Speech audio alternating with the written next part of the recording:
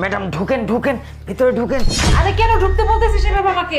আরে ম্যাডাম, আপনার মেয়ের আজকে আসল রূপ দেখবেন। ও আচ্ছা, তাড়াতাড়ি ঢুকেন।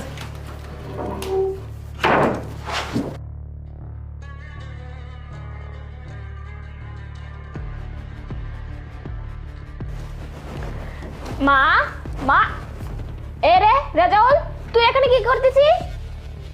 আমি এই যে ঝাড়ু দিচ্ছি, পরিষ্কার করতেছি।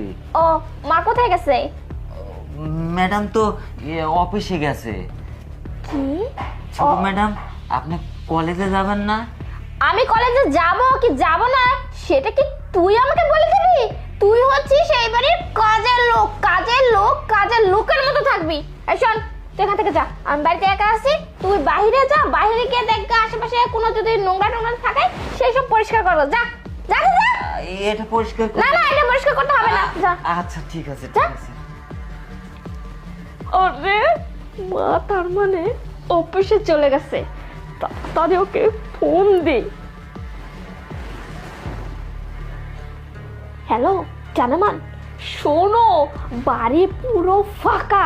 তুমি একটা কাজ করো, বাইকটা নিয়ে তাড়াতাড়ি আমার বাসার সামনে চলে আসো। আচ্ছা আচ্ছা ঠিক আছে জানেমান, আচ্ছা। আরে বেবি, আরে বেবি, তুমি চলে আসছো, এত লেট করছো কেন?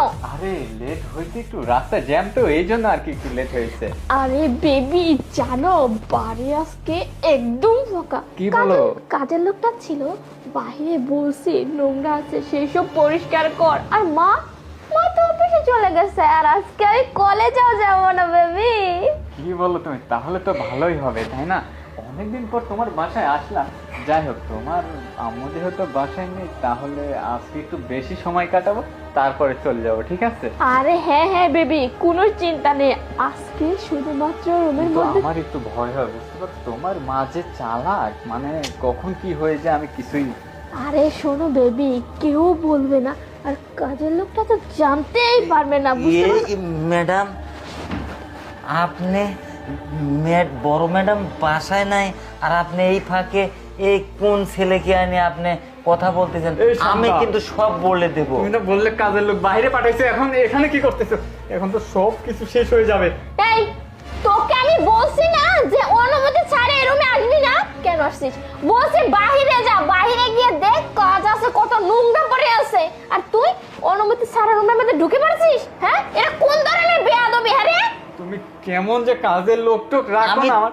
আমি তো বাইরে কাজ মাজ সব শেষ করে আসছি। আমি এসে দেখি এই ছেলেকে, এই ছেলে তো আমি জীবনে কোনোদিন দেখি নাই। এই ছেলে কে